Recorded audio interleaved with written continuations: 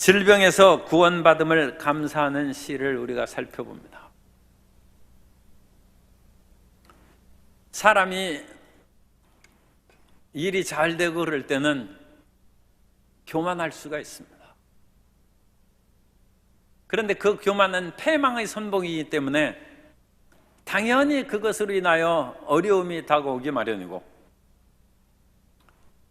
자칫 그 교만한 것으로 말미암아 하나님의 징계를 받을 수도 있습니다. 그런데 하나님의 징계를 받는 거하고 사람 사이에 틀어지는 거하고는 그야말로 천양 하늘과 땅 차이가 있습니다. 왜 하늘과 땅의 차이가 있느냐? 우리가 죄를 지어서 하나님 앞에 징계를 받아도 하나님과의 사이는 풀어집니다. 하나님께서는 우리를 용서하시고 우리 마음의 깊은 곳에 있는 앙금까지 사라질 수 있도록 주님께서 이끌어 주시는데, 사람 사이에서는 그렇게 되기가 쉽지 않습니다. 사람은 자칫하면 한 번 원수는 영원한 원수입니다. 그래서 사람 사이 회복이 잘 안 될 수가 있습니다. 그러나 우리가 하나님의 진정한 복을 받고 하나님이 기뻐하시는 크리스찬이 되기 위해서는 하나님을 사랑할 뿐이 아니라 사람을 사랑해야 됩니다.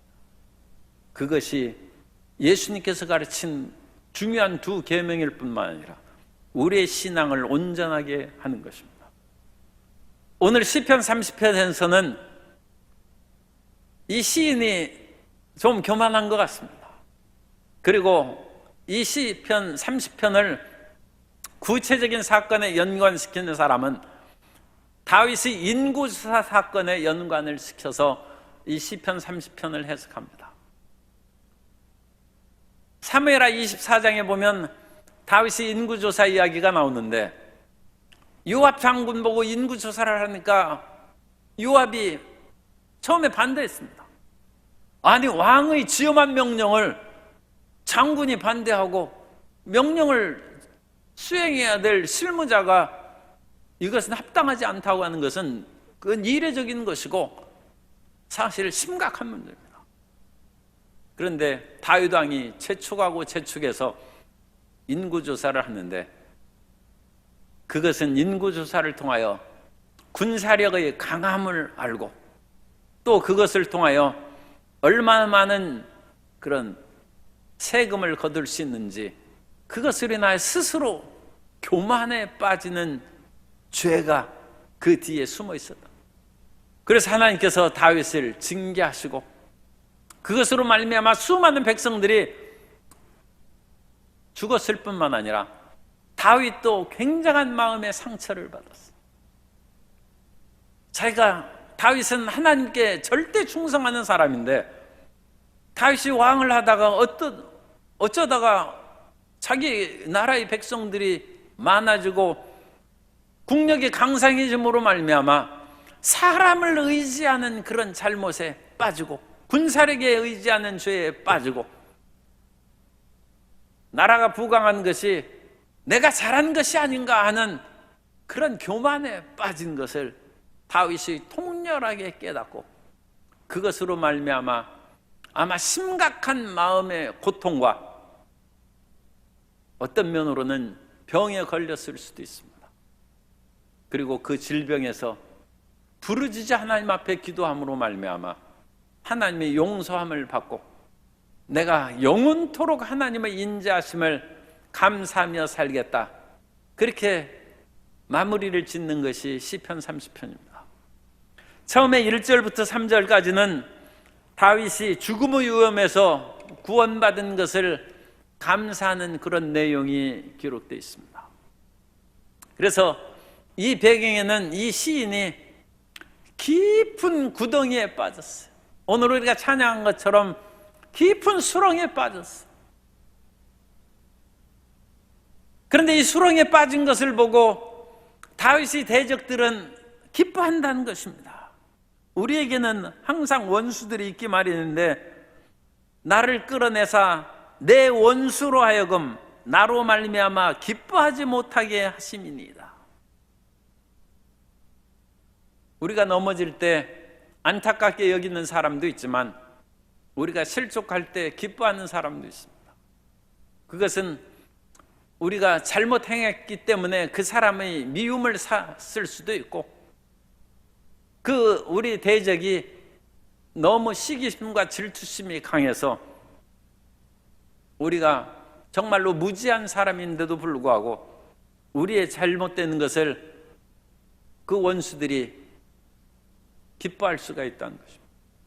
그런데 여기서 끌어내다는 말씀이 1절에 있는데, 주께서 나를 끌어냈다. 어디에서 끌어냈는가?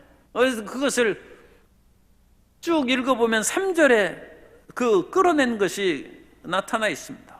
야훼여, 주께서 내 영혼을 스올에서 끌어내어 나를 살리사 무덤으로 내려가지 아니하게 하셨나이다. 다윗이 죽음의 직전까지 끌려갔다는 것을 알 수 있습니다. 이 스올이나 무덤이나 그것은 같은 말입니다. 스올에서 끌어올리셨다. 나를 죽음의 문턱에서, 무덤의 문턱에서 끌어올리셨다.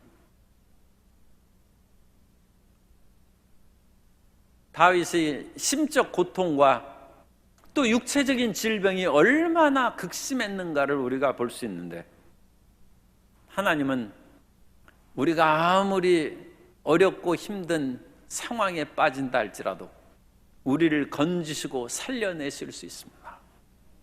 우리가 땅끝에 가서 머물지라도 주님께서는 거기서부터 우리를 이끌어내시고 다시 우리 발을 반석 위에 세우실 수 있는 것입니다.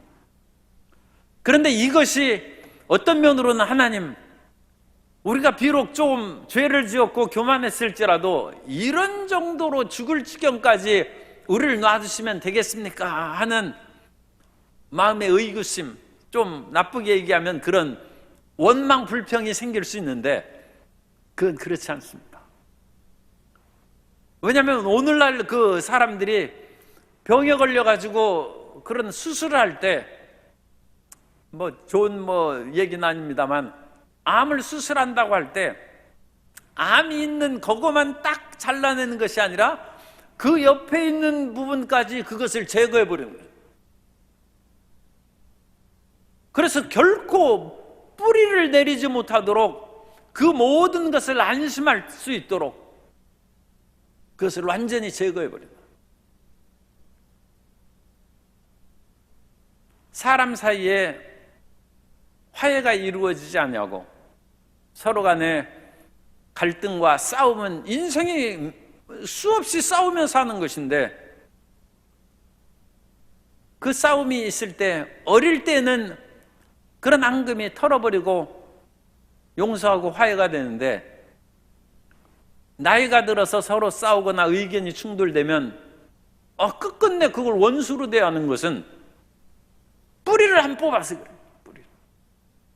그 마음의 앙금이, 그래, 상대방이 용서를 구한다든지 아니면 다른 사람이 서로 중재를 해서 화해를 할 때 대충 그냥 마무리 짓는 거예요.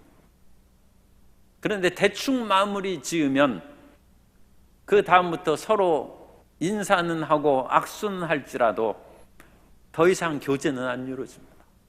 마음의 진심으로 그것이 용서가 되고 회복이 안 됐으면 그 교제는 이루어지지 않습니다. 그런데 사람이 나이가 들고 그러면 그 진심까지, 내가 정말로 통렬하게 나한테 잘못하고 온전히 회개한 것을 보기까지는 내가 절대 용서 안 한다는 말을 못하는 거예요. 몇 번 용서하면 그래 그런 식으로 받아주는 그런 식으로 하지만 나의 마음은 안 풀렸어요. 지금 더 해야 돼요. 3번, 4번, 10번을 해야 돼요. 야곱이 자기 쌍둥이 형에게 7번 절을 하면서 그 앞으로 나아갔다고 성경에 기록되어 있어요. 7은 완전수죠. 얼마나 철저히 야곱이 야복강 나루터에서 하나님을 만나고 깨어지고 부서졌던지, 그렇게 낮은 자세로 하니까 에서가 야곱을 건드릴 수가 없어요. 저렇게 자기 자신을 낮추고 통렬하게 옛날 일을 반성하는데 내 마음에 20년간 칼을 갈고 닦아가지고 이 원수를 갚으리라 했는 그 마음을 도저히 얘기할 처지가 안 돼. 그 철저한 회개. 그러므로 그 문제가 깨끗이 해결됩니다. 그런데 사람들 사이에서는 거기까지 하기가 무척 어려워요. 그래서 한 번 사이가 틀어지면 회복이 안 돼. 그러나 하나님께서는 스올에 이르기까지, 무덤의 문턱에 이르기까지 그 사람을 철저히 돌이키고 완전 거기까지 다 잘라버리는. 그러므로 하나님과의 회복이 되면, 우리가 죄를 짓고 용서를 받으면 다시 처음에 죄를 안 진 것처럼 하나님하고 사이좋게 지낼 수 있다는 거죠. 다윗이 밧세바를 취하여 간음 사건을 하고 우리아를 죽이는 살인죄를 범했어요. 그것을 인하여 하나님께서는 일부 다처제 사회에서 그런 일이 있을 수 있다, 대충 용서할 수 있는데 그렇지 않았습니다. 다윗이 죄를 짓고 그것에 대해서 나단의 지적을 받고 깨닫고 회개한 후에 다윗의 시에 보면 나의 침상에 내가 눈물로 침상에 요를 띄웠다. 그건 히브리적인 과장법이라 할지라도 얼마나 다윗이 통렬하게 회개하고 눈물을 흘렸는지, 자기 흘린 눈물이 침상에 요를 띄운다. 그런데 그건 하나님이 시키신 것입니다. 그렇게 가장 밑바닥에 있는 것까지 우리가 회개하고 그야말로 젖먹던 힘까지 부르짖어 기도할 때 우리가 온전히 회복될 수 있습니다. 하나님과의 앙금이 남아있는 사람은 스올의 문턱까지 내려가는 처절한 회개의 기도를 올리지 않았기 때문이고, 하나님께서 우리를 용서하지 않고 사랑하지 않기 때문이 결코 아닙니다. 우리는 끝까지 하나님 앞에 용서를 구해야 되고, 사람 사이에 그 모든 앙금이 사라지지 않냐고 남아있는 것은 진실하게 회개, 용서를 구하지 않은 것과 진실하게 용서를 구할 만큼 더 기다려주고 받아주지 않았기 때문이죠. 그러나 그런 일이 시행하면 우리는 참으로 행복한 대인관계를 하고 더 많은 사람과 깊은 마음의 대화, 진심을 나눌 수 있을 것으로 여겨집니다. 그래서 다윗은 그 교만한 것으로 말미암아 얼마나 마음의 고통과 부르짖음을 했는지 자기가 스올의 문턱까지 갔다. 그러나 하나님께서는 우리를 버리시지 않습니다. 하나님의 인자하심은 영원하십니다. 그래서 그 스올에서 끌어내어 주시고 나를 살리어사 무덤에 내려가지 않게 하셨습니다. 그것이 1절과 3절이 연관된 것이고, 그러므로 2절에 야훼 내 하나님이여 내가 주께 부르짖음에 나를 고치셨나이다. 이것이 온전히 고쳐지는 거예요. 완전히 대충 고치는 것이 아니라 하나님께서는 철저히 우리를 치료하시고 마음의 상처를 철저히 치료하시고 우리의 몸을 깨끗이 고쳐주실 줄 믿습니다. 그러므로 다윗은 담대하게 자기뿐만 아니라 모든 자기가 범죄하게 한 이스라엘 백성들이 전염병에 걸려서 7만 명이 죽었어요. 그 백성들이 이제 하나님의 용서함을 받으니까 4절에 주의 성도들아 야훼를 찬송하며 그의 거룩함을 기억하며 감사하라. 5절 그의 노염은 잠깐이요 그의 은총은 평생이로다. 하나님은 우리를 향하여 잘못한 것은 분명히 지적하고 책망하십니다. 그러나 하나님의 노염은 잠깐입니다. 우리가 생각하기로는 하나님의 노염이 상당히 오래 지속된다고 생각하지만 하나님께서는 천년이 하루 같은데 우리가 참 한두 달, 좀 더 얘기하면 1, 20년 고생해도 그건 짧은 기간이에요. 몇십 년 고생하는 그런 인생이 있다 할지라도 끝까지 하나님의 사랑을 의심하지 말고 주의 사랑 안에 거하시게 되시기 바랍니다. 그래서 그 노염은 잠깐이요 그의 은총은 평생이로다. 하나님은 죄 지은 사람을 반드시 징계하십니다. 죄를 지었는데 징계를 받지 않으면 히브리서 12장에 있는 것처럼 이런 용어도 이제 참 쓰는데 좀 거북스럽습니다만 어쨌든 그 오늘날처럼 이와 같이 이 용어나 그 소수자의 인권에 대해서 옛날에는 그렇게 심하지 않았어요. 그렇기 때문에 그런 용어를 그렇게 썼는데 잘못했는데도 징계를 받지 않으면 사생자고 친아들이 아니라는 거예요. 사생자는 이거 남의 아들 뭐하러 그와 같이 온 힘을 다해서 징계를 하고 교육하고 가르칩니까?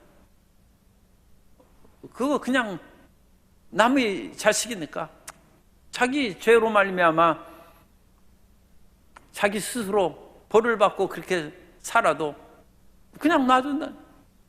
몇 마디 훈계하다가 안 들으면 그냥 놔두는 것입니다. 그러나 자기 자식은 말을 들을 때까지 훈계한다. 자기 자식은 사람을 되게 만들어야죠. 그것이 친아버지의 사랑입니다. 오늘날 이와 같이 매를 내리고 그런 것은 조심스러운 사회에서는 이제 이게 참 거북스러운 그런 말입니다만 자식을 사랑하여 채찍질을 아끼는 것은 자기 자식을 사랑하지 않는다는 것입니다. 그러므로 하나님께서 매를 들어서 우리를 징계하실 때 우리가 온전히 회개할 때까지 하나님께서 그를 징계하신다. 그런데 그 모든 것은 지나가 보면 잠깐이라는 거예요. 잠깐. 우리의 징계를 너무 오래 지속된다고 탄식하지 않게 되시기 바랍니다. 따라서 하나님의 징계는 잠깐입니다. 그의 사랑은 영원합니다. 그의 사랑은 평생이라고 했는데 우리가 죽은 후까지 영원한 것입니다. 우리가 죽은 후에도 예수 그리스도의 십자가 보혈의 공로를 세세토록 찬양한다고 요한계시록에는 나와 있습니다. 그러므로 우리는 결코 이 세상의 징계 시험에 들지 말고 내가 지금 고생하는데 벌써 1, 2년 지났는데 이게 어찌된 일인가. 그래도 그것은 잠깐 영원히 주님과 더불어 살아갈 그 행복한 날을 생각하면서 우리가 그 날을 인내하고 끈질기게 믿음 가운데 나아가야 될 줄로 믿습니다. 그래서 저녁에는 울음이 깃들일지라도 아침에는 기쁨이 오리로다. 이것이 신앙의 비밀입니다. 이 신앙은 밤에서 시작해서 아침으로 나옵니다. 창세기에 보면 하나님께서 빛을 창조하시고 저녁이 되고 아침이 되니 이는 첫째 날이라고 했습니다. 하루의 시작이 저녁에서 시작하는 거예요. 오늘날에도 유대인들은 하루 시작을 저녁에서부터 시작합니다. 우리는 하루 시작을 아침에서 시작하죠. 그런데 아침에서 저녁을 만나는 것은 슬퍼요. 왜냐하면 아침에 찬란한 태양이 떠올랐는데 저녁에 어두움으로 하루가 끝나고 인생이 끝나지 않습니다. 그것은 흘러가는 허무한 인생들이 말하는 시간의 흐름이 아침에서 저녁으로 간다. 그래서 아침에 피었다가 저녁이 되는 나팔꽃처럼 인생은 서글픈 거예요. 그러나 성경은 그렇게 말씀하시지 않습니다. 성경은 밤에 저녁에 시작하여 아침에 해가 떠오르는 그 은총으로 시작한다. 그러므로 우리 인생에 밤을 만났을 때에도 결코 낙심하고 좌절하지 않냐고 하나님께서 저녁이 되고 아침이 되는 이는 첫째 날이라 하는 것처럼 내가 밤을 만났고 먼저 징계를 받았고 먼저 고생을 하였은즉 하나님께서는 나의 삶에 빛을 주실 것이고 아침을 맞이하게 할 것이고 건강과 평화를 줄 것이다 믿으시기 바랍니다. 그래서 인생에 슬픔이 다가와도 그것은 기쁨으로 끝나는 것이 성경의 진리입니다. 인생은 기쁨으로 시작했다가 슬픔으로 마칠지라도 믿음의 세계는 슬픔으로 시작하여 기쁨으로 나아가는 것입니다. 그런데 6절에 보면 다윗이 이제 범죄한 그 이유가 여기에서 분명히 얘기하고 있습니다. 내가 형통할 때 6절 내가 형통할 때 말하기를 영원히 흔들리지 아니하리라 하였도다. 야훼여 주의 은혜로 나를 산같이 굳게 세우셨더니 주의 얼굴을 가리심에 내가 근심하였나이다. 그러면서 8절에 부르짖습니다. 그래서 다윗이 왜 이와 같이 죽을 병에 걸렸고 하나님 앞에 부르짖게 되었는가? 그 이유가 6절입니다. 내가 형통할 때 말하기를 영원히 흔들리지 아니하리라 하였도다. 시편 30편 7절을 현대인의 성경으로 제가 읽어드리는 시편 30편 7절 야훼여 주께서 나에게 은혜를 베풀었을 때에는 나를 산처럼 굳게 세우셨는데 주의 얼굴을 가리셨을 때에는 내가 두려워하였습니다. 하나님께서 우리에게 은혜를 주실 때는 우리가 산처럼 태산처럼 튼튼하고 우리가 형통할 때는 내가 틀림없이 예수님 믿고 어떤 일이 있어도 원망탄식하지 아니하고 낙심하지 않을 것으로 자만하고 교만할 수 있다. 다윗이 그런 담대한 마음을 가졌었는데 그것으로 인하여 잠시 마음이 교만해져서 인구조사를 하고 실족함으로 하나님의 징계를 받고 애꿎은 백성 7만 명이 전염병으로 죽고 자기 마음과 육체도 심한 고통에 빠졌다는 것을 그와 같이 사무엘하 24장에서 말씀하고 있습니다. 우리가 형통할 때는 내 믿음이 틀림없는 것으로 같이 생각하는데 마귀는 우리를 잘 인정 안 합니다. 욥이 하나님을 잘 믿을 때 하나님께서 사탄이 이제 그때 그 당시에는 이 지상으로 쫓겨나지 않았을 때니까 하늘의 그 천사들이 있는 무리에 나타났어요.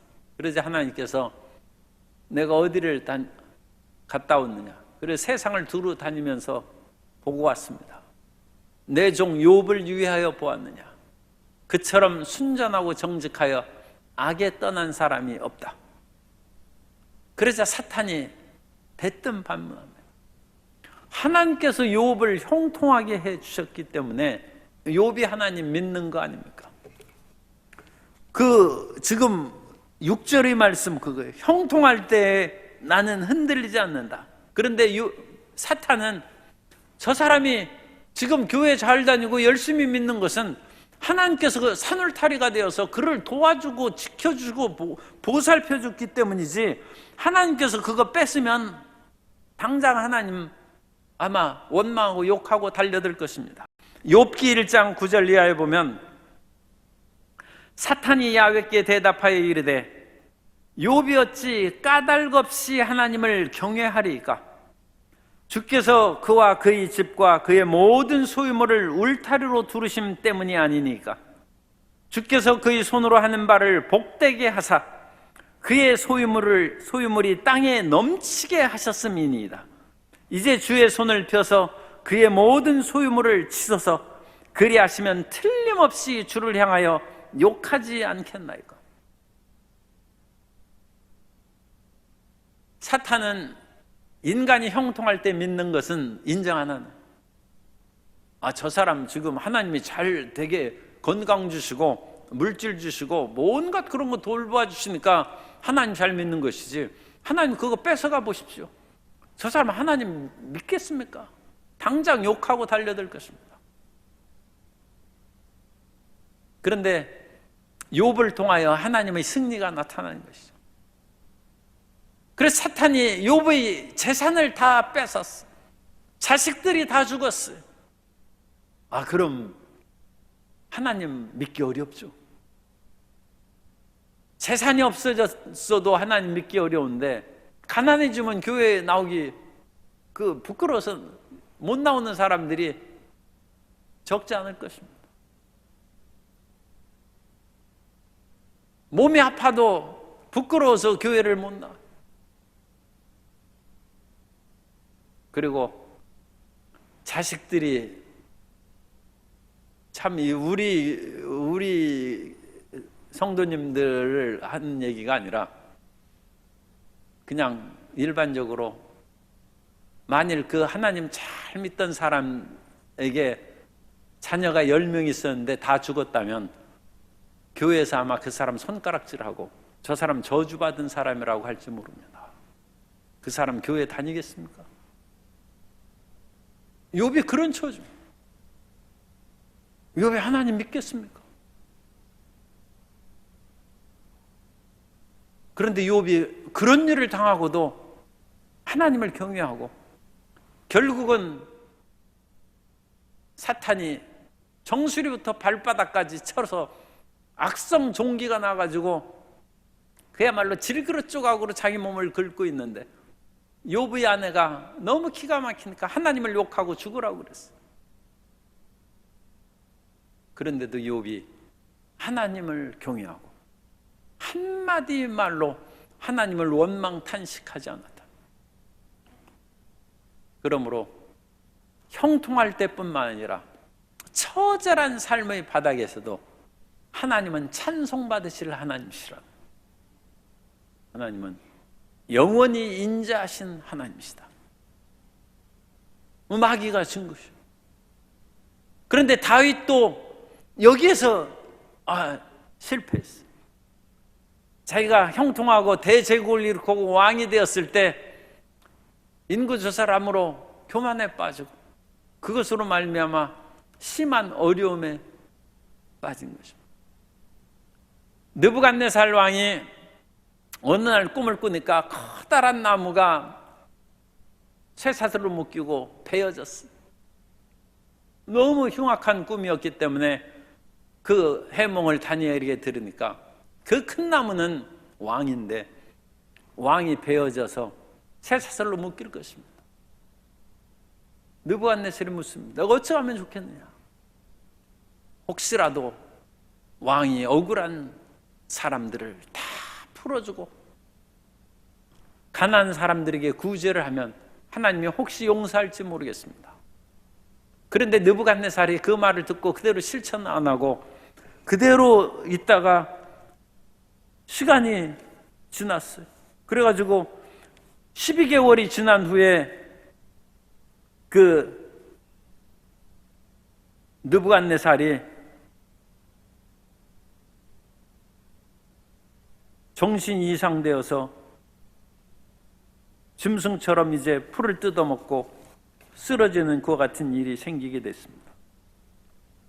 다니엘서 4장 29절, 다니엘서 4장 29절 이하에 보면 12달이 지난 후에 내가 그때로부터 이제 12달이 지났어요. 경고를 받아들이지 않고 내가 바벨론 왕궁 지붕에 거닐세 나 왕이 말하여 이르되 이 큰 바벨론은 내가 능력과 권세로 건설하여 나의 도성으로 삼고 이것으로 내 위엄의 영광을 나타낸 것이 아니냐 하였더니, 이 교만한 것이 자기가 가장 형통할 때 유다도 멸망시키고 예루살렘 성전도 멸망시킨 후입니다.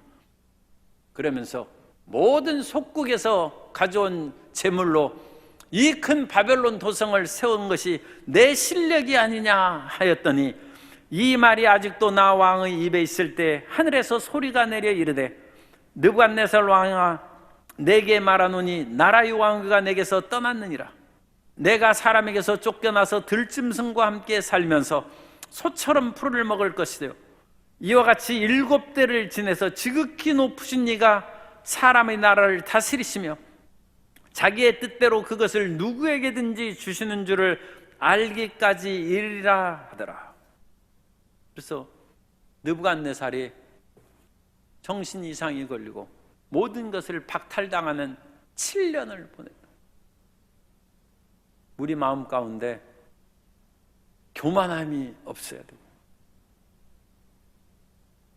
자만함으로 말미암아 이 모든 것을 나의 지혜와 능력으로 이룬 것이 아니냐 하는 그런 마음이 결코 생기지 않도록 우리 마음을 끼어 있어야 되고 더욱 겸손한 마음으로 살아가야 될 줄로 믿습니다. 그래서 형통할 때 우리 자신을 점검해야 돼. 그러면 형통할 때 우리가 다윗도 이와 같이 인구조사하며 교만함에 빠졌고 느부갓네살 왕도 교만하여 7년 동안 정신 이상에 걸렸었는데 우리가 그와 같은 일에 빠지지 않도록 하려면 끊임없이 성경을 읽고 성경에 있는 말씀을 자기에게 비춰보라는 것입니다. 고린도전서 10장 10절 이하에 보면 그들 가운데 어떤 사람들이 원망하다가 멸망시키는 자에게 멸망하였나니 너희는 그들과 같이 원망하지 말라. 그들에게 일어난 이런 일은 본보기가 되고 또한 말세를 만난 우리를 깨우치기 위하여 기록되었느니라. 그런즉 선줄로 생각하는 자는 넘어질까 조심하라. 성경을 읽으면서 이 말씀을 받고 내가 깨어서 이런 잘못에 빠지지 않아야겠다. 이 위에 있는 얘기는 이스라엘 백성들이 광야에서 간음하다가 죽은 것을 얘기합니다. 그러므로 그들과처럼 간음하지 말라는 것입니다. 또 길이 나쁘다고 원망 불평했어요. 그러자 불뱀들이 나와서 다 물어서 죽였어요. 그런 것처럼 하나님을 원망 불평하지 말라. 그런 것을 읽으면서 우리 자신에게 그것을 거울 삼아서 자신을 깨우쳐야 된다. 그런데 우리가 성경 말씀을 읽거나 설교를 드릴 때는 가끔 그런 얘기를 제가 듣죠. 오늘 말씀을 꼭 내 자녀들에게 들려주고 싶다.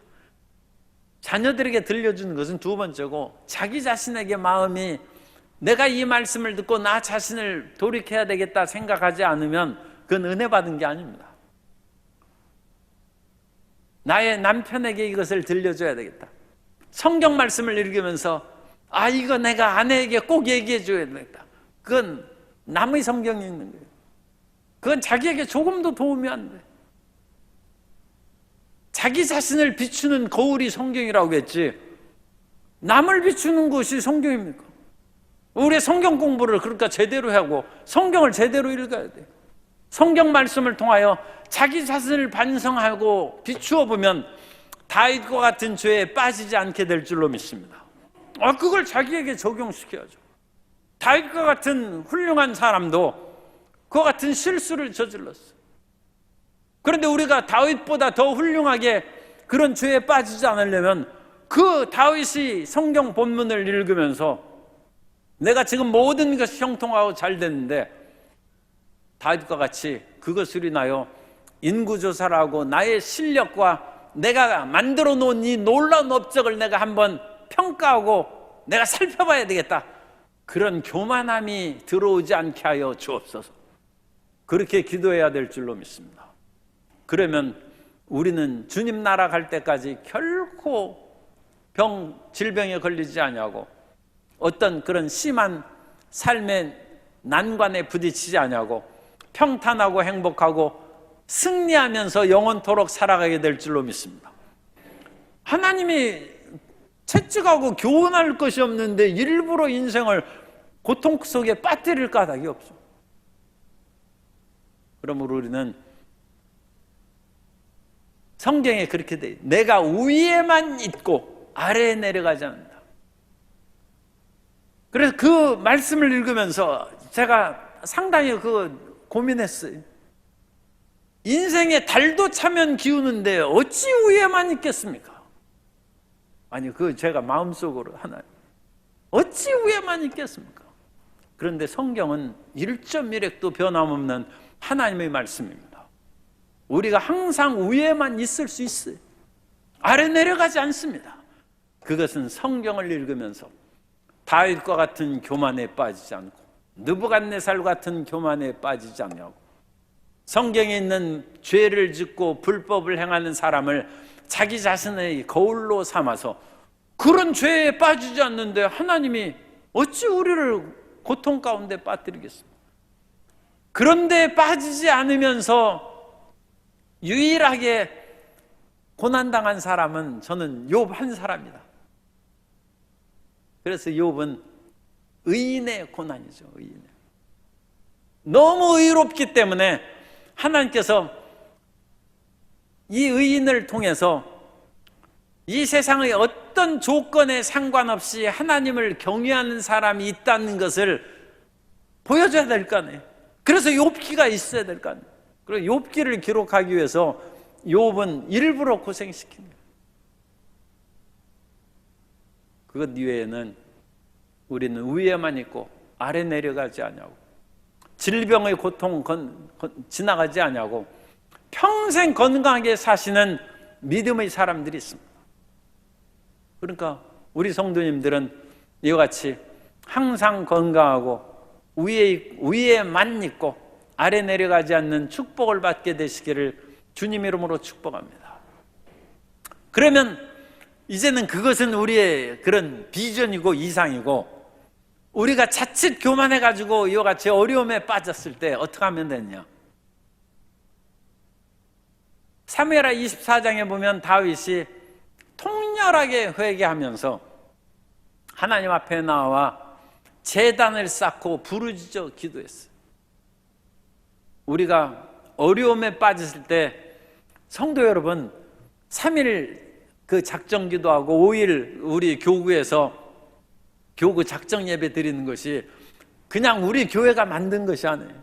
우리 교회 이전부터 성경 시대부터 사람이 어려움에 빠지면 제단을 쌓으라는 거예요. 하나님 앞에. 그래서 아라우나의 타작마당을 사서 거기에다 제단을 쌓고 하나님 앞에 부르짖어 기도하며 그것도 읽어드려야죠. 그러니까 하나님이 용서하셨다는 것입니다.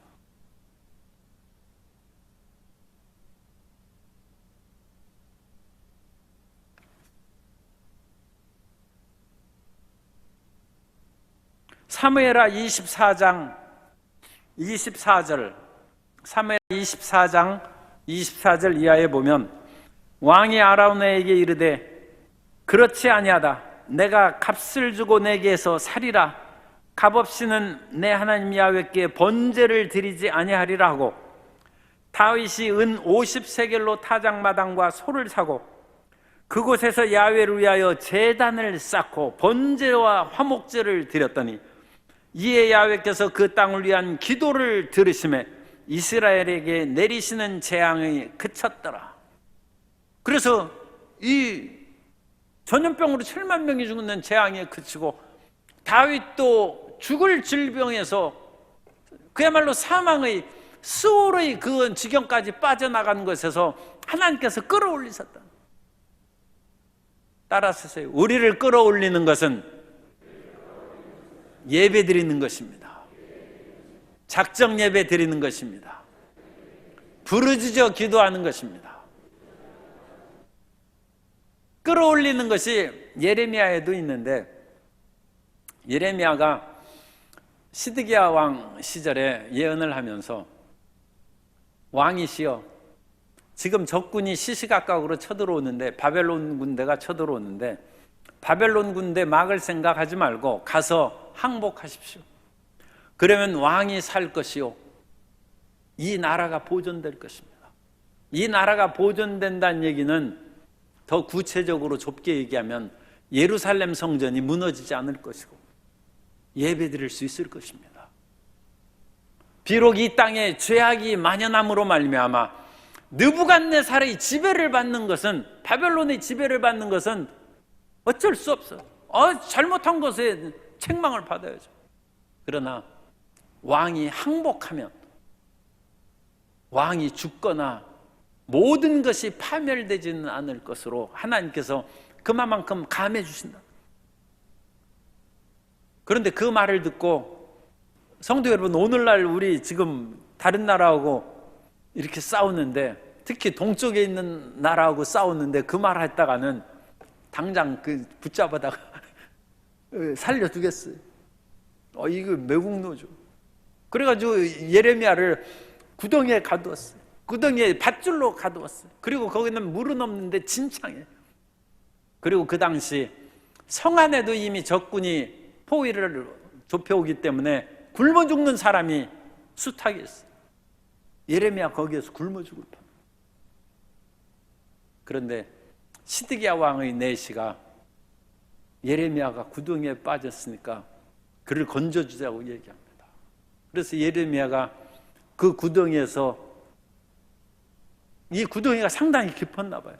그래서 낡은 헝겊하고 옷을 내려보내서 그것으로 몸을 대고 밧줄로 몸을 동여서, 왜냐하면 밧줄로 곧바로 하면 이런 데가 그 피부가 상하고 아마 크게 다칠 것 같으니까 낡은 옷으로 천을 몸에 대고 그걸로 밧줄로 동여서 끌어올렸다고 그같이 나와 있어. 그때 예레미야에게 그 다음에 나오는 말씀은, 그래가지고 이제 시위대 구덩이에서 끌어올려서 시위대 뜰에 갇혔을 때 거기에서 나오는 말씀 우리가 잘 알고 있어요. 시위대 뜰에 있을 때 야훼의 말씀이 예레미야에게 임하여 너는 내게 부르짖으라. 그러면 일을 행하시는 야훼, 일을 지어 성취시킨 야훼, 그 야훼께서 너는 내게 부르짖으라. 그러면 내가 내게 응답했고 내가 알지 못하는 크고 은밀한 일을 내게 보이리라.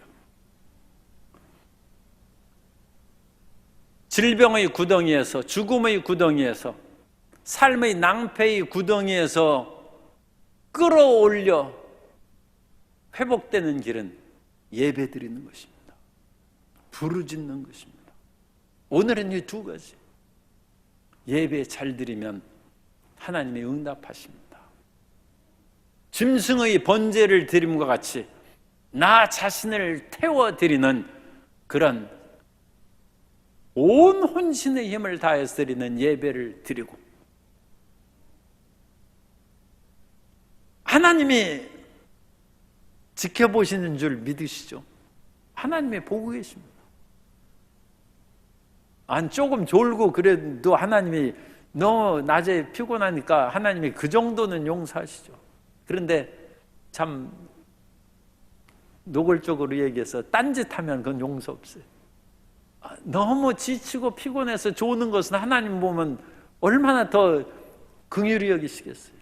그런데 낮에도 피둥피둥 놀고 예배 와서도 또 놀고 그러면 그거 되겠어요. 그리고 기도할 때는 열과 힘을 다해서 부르짖어 기도하면 주님께서 우리를 구덩이에서 건지시고, 그로 말미암아 하나님께서 은혜를 베풀어 주셔서 11절에 주께서 나의 슬픔이 변하여 내 춤이 되게 하시며, 이 춤이라는 것은 기쁨이죠. 기뻐서 춤추는 거예요. 주께서 나의 슬픔이 변하여 기쁨이 되게 하시며 나의 베옷을 벗기고 기쁨으로 띠띠우셨습니다. 베옷을 벗기고 주님께서 비단 옷을 입히신 축복을. 그래서 하나님께서는 우리를 회복시킬 수 있습니다. 그리고 이와 같이 하나님께서 회복시킨 후에는 이는 잠잠하지 아니하고 내 영광으로, 내 영광이라는 것은 내 마음으로, 내 영혼이라는 뜻입니다. 내 마음의 깊은 곳으로 주를 찬송하게 하심이 야훼 나의 하나님이여 내가 주께 영원히 감사하리이다. 지금 우리가 구덩이에 있는 것이 문제가 아니고 구덩이에서 얼마만큼 열심으로 예배드리고 부르짖어 기도하느냐에 있습니다. 그렇게 하나님을 예배하고 부르짖어 기도하여 주님께서 우리를 건지심으로 슬픔이 변하여 춤을 추는 역사가 나타나고, 우리의 모든 베옷이 변하여 기쁨의 옷, 축제의 옷으로 변하는 역사가 나타나 하나님의 영광을 세세토록 전파하는 우리 모든 성도님 되시기를 예수님 이름으로 축원합니다.